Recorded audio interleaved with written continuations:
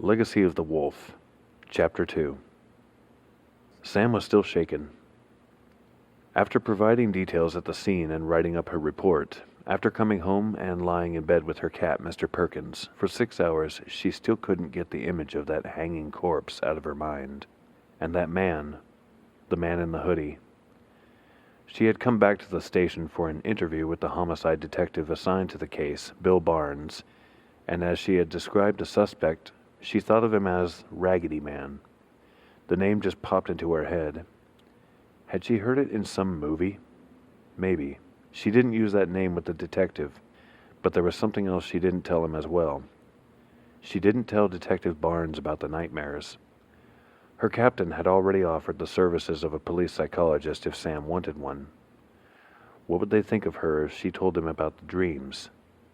And what about dreaming the word eclipse? What kind of craziness was that? Knowing that there was no way for her to get any sleep, and knowing that her foster mom would be worried about her, Sam had driven her civilian vehicle, a 1976 Mustang II Cobra, out to Kathy's house. She continued turning the problem over and over in her mind as she pulled onto the gravel drive.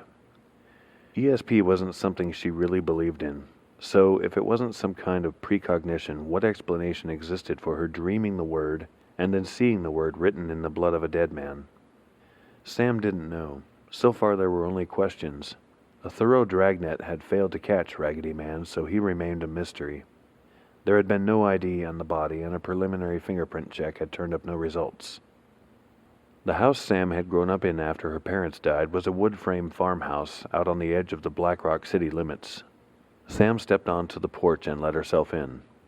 Removing her shoes at the foyer, Sam called, "Mom!" Shortly after the car accident that claimed her parents' lives and nearly claimed her own, after Sam's lengthy hospital stay, she had become Kathy's ward. Though Kathy had wanted Sam to call her mom, Sam had not been comfortable with it. She had come to stay with Kathy when she was 10. She didn't start calling Kathy Mom until she turned 14. Sam called again, "Mom!" No answer. From the floor above, a creak sounded. Sam's pulse quickened. Moving to the staircase on her left side, Sam pulled her jacket back, her hand hovering over the Glock on her hip. Though she was wearing her civvies, Sam never went anywhere unarmed. She had taken 2 steps up the staircase when a voice called down, "Sam, is that you, honey?" Sam let out a long breath and pulled her jacket back over the gun. "Yeah, it's me." Seconds later, Kathy came down the stairs wearing a t-shirt and sweatpants, carrying a small empty glass. Her frazzled graying hair was half pulled back, the rest wafting about her face like smoke. At the bottom of the steps, she gave Sam a hug and kiss. "Mom, until they catch this guy, I want you to lock your door." Sam followed Kathy through the family room and into the kitchen. "I saw the news, but they didn't give a lot of details. There's only so much they're willing to tell the public right now." Kathy took the cat food from a bottom cabinet and filled a bowl near the fridge. "Well, I'm not the public. I'm your mother. I have a right to know." 2 cats came running for the food. The media knew that the body had been found upside down, drained of blood, and that was about it. Sam had no doubt that if she gave her foster mom any additional details, those details would spread through the town like wildfire, and it wouldn't take a genius to figure out where the leak came from. "And I want to keep my job. Change of subject." "Fine. Can I get you a 7 and 7? Kathy went to the fridge for ice. "I'm working later." Sam wanted to tell her mom that she shouldn't be drinking at 1 in the afternoon either, but that was a conversation they'd had plenty of times already. Kathy's husband and Sam's foster dad, Ben, had been a long-haul trucker. When Sam was 14, while traveling the 5 freeway from California late at night, he had driven off the road and down a steep embankment. His body was mangled to the point that an open casket funeral had been impossible. Shortly after Ben's funeral, Kathy had begun drinking more consistently. Part of the reason Sam started calling Kathy Mom was because she felt sorry for her.